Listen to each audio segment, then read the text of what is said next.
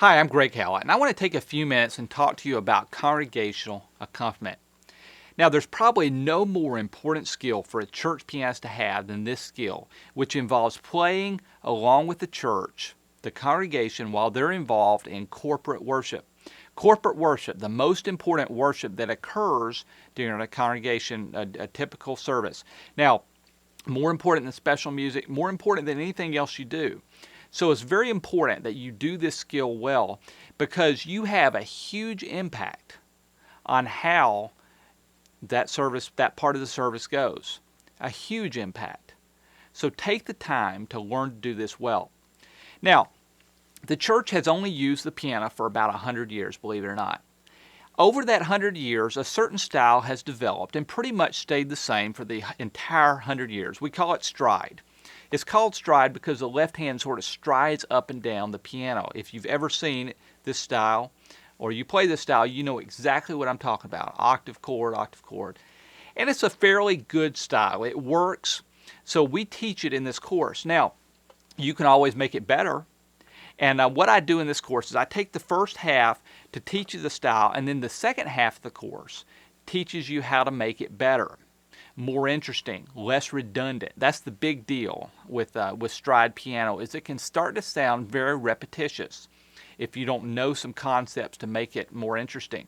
So the first 2 hours are for beginners to learn a 4-step process to get you to the point where you can play this style. The second 2 hours, we focus on taking the style to a different level, a much more interesting style. Now, I want to show you some clips from this course. The first clip comes from that first part where I'm giving you the 4 steps. We're going to show you a clip of step 3 here in a second, but let me give you the steps real quick. The first step involves charting. When I say charting, I'm referring to analyzing the harmony of a hymn, looking at 4-part harmony and figuring out what chords are being used. Now that's very, very important.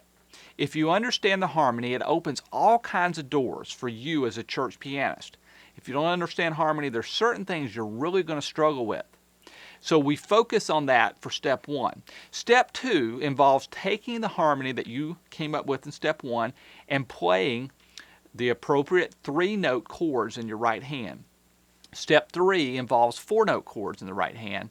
And then step 4 involves the left hand, that style, the octave chord style that you play, and you'll recognize quickly in the left hand.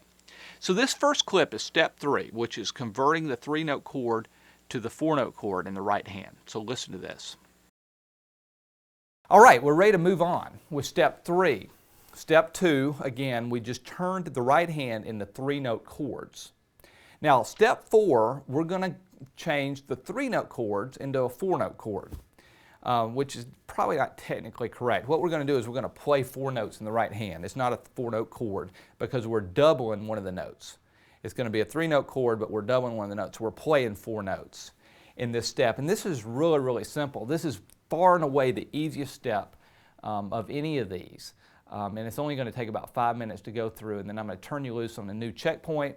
And then we're going to move on to the left hand, and we'll be done, at least with the first part of this course. In step 3, what we're going to do is we're going to double the melody note, which is the top note, the note you're playing with your pinky. We're going to double that note with your thumb. Okay, so in the last step, we might have played something like this, a C chord where the melody note is G.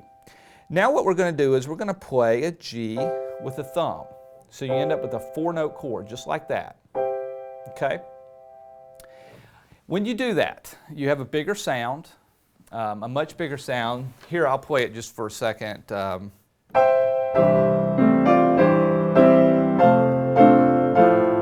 That's the first way. That's 3 notes. Here's the new sound.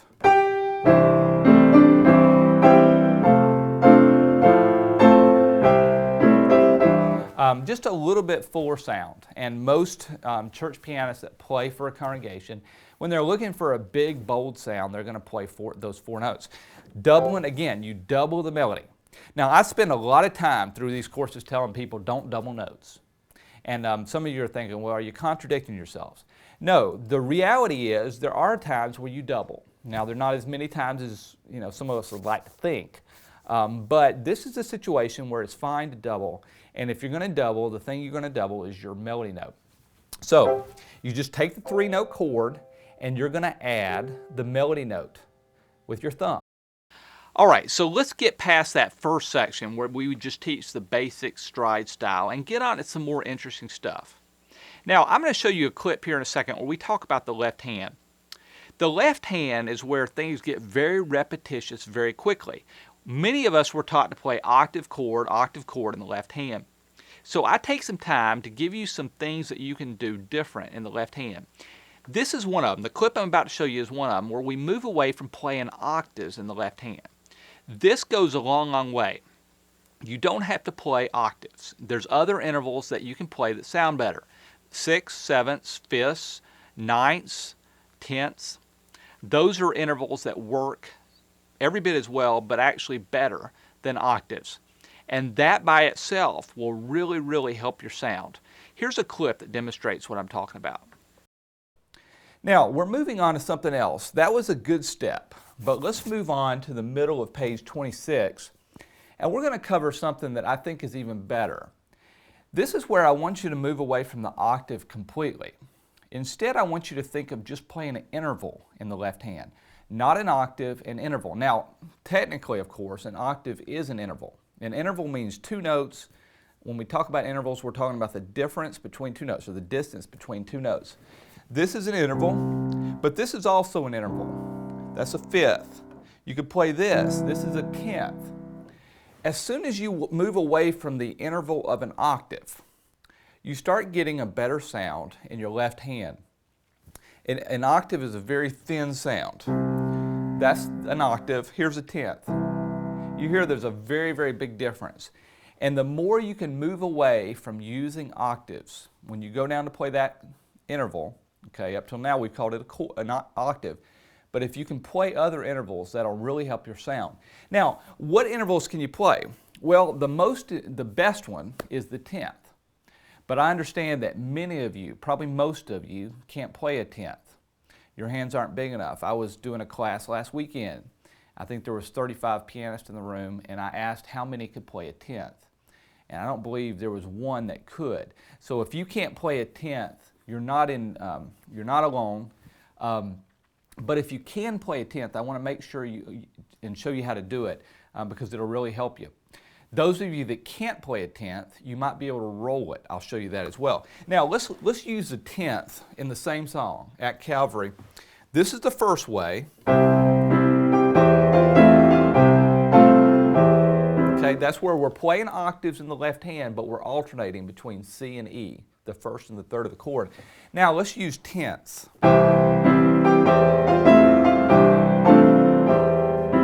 You hear the big, big difference between that and this. It's a big difference. Now, for those of you that can't play a tenth like this, you may be able to roll it. Okay?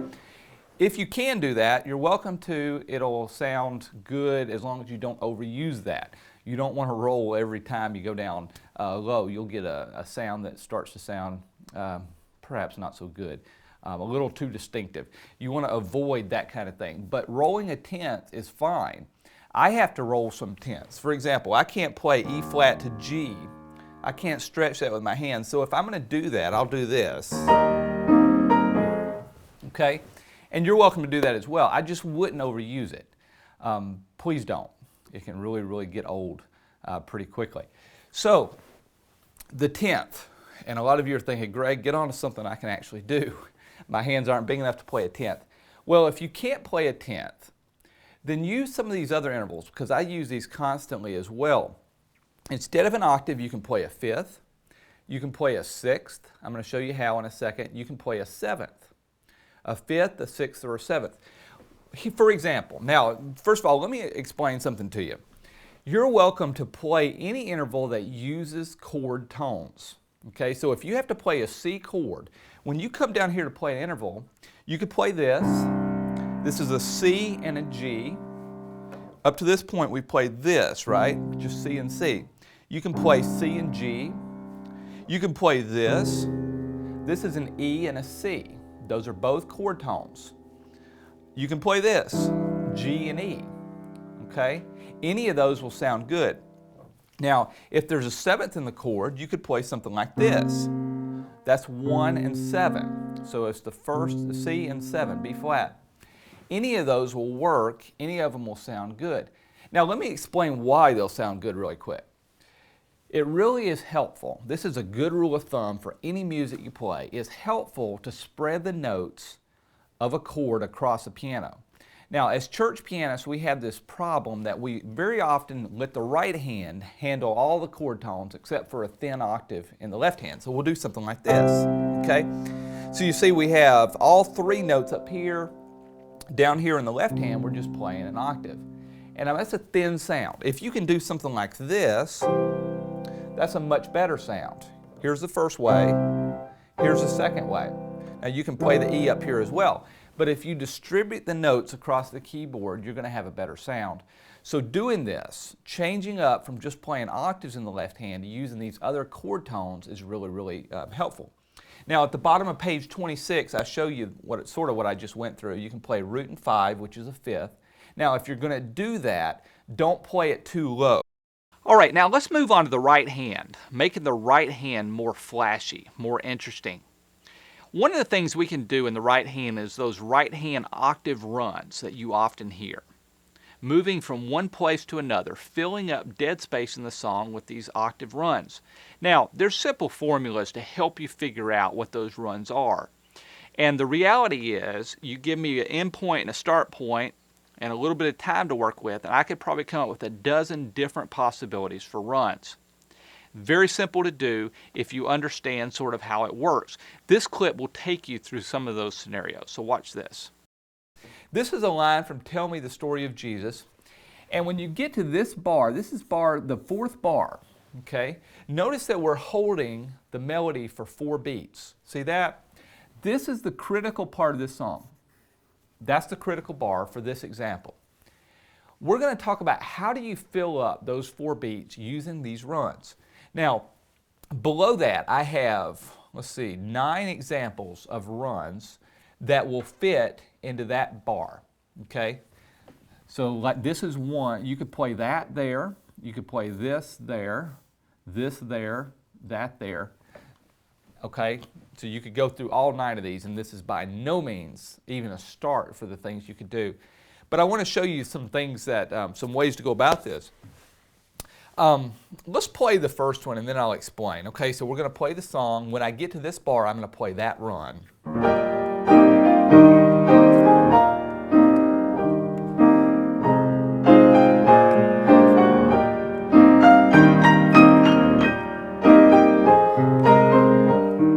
Okay, so you heard me use that run. Now let's talk about it. Notice first of all that you have to decide how long the run's going to be. Now the run can be up to the full 4 beats, right? We could play a run for the full entire 4 beats, but the reality is normally we're not. In this case, I decided to start the run a beat and a half into that measure.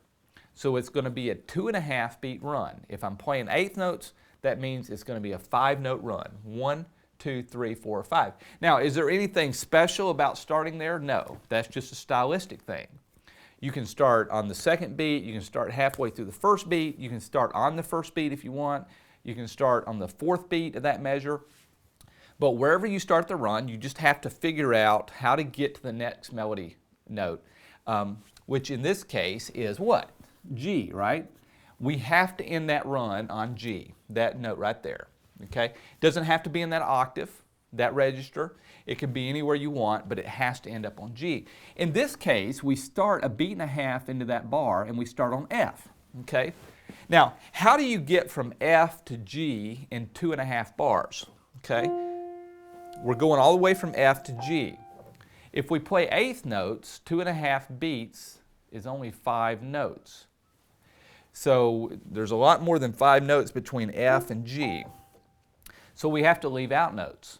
We have to leave out a lot of notes. In this case, we left out, let's see, we played F, G, then we left out A flat and skipped to B flat. Then we skipped C and D and went straight to E flat, and then we played F and then G. So that's one thing you can do. Again, leaving out a lot of notes there, but that's more than okay. It sounds perfectly fine to do that. So feel free to leave out those notes. All right, so just to recap very quickly, this is a 4-hour course designed for young and old, beginners and advanced pianists that want to get better as church pianists. Now, there's some things that we didn't cover over the past few minutes that are in the course that I want to mention quickly. Things like introductions, working with the song leader, how to adapt the style to various types of hymns or songs. For example, you shouldn't beat out I Surrender All the same way you play Onward Christian Soldiers. That should be obvious, but I hear that very, very often. You can just do little things to adapt to the style. There's a difference between the harmony in A Mighty Fortress is Our God and something like He Hideth My Soul. There's different harmony, and it changes a little bit the style that you play the song in. So we go through those kind of things as well in the course. And when you finish the course, I think that you're going to have a lot of tools, a lot of things that'll help you raise the level of your music and the impact you have on corporate worship in your church.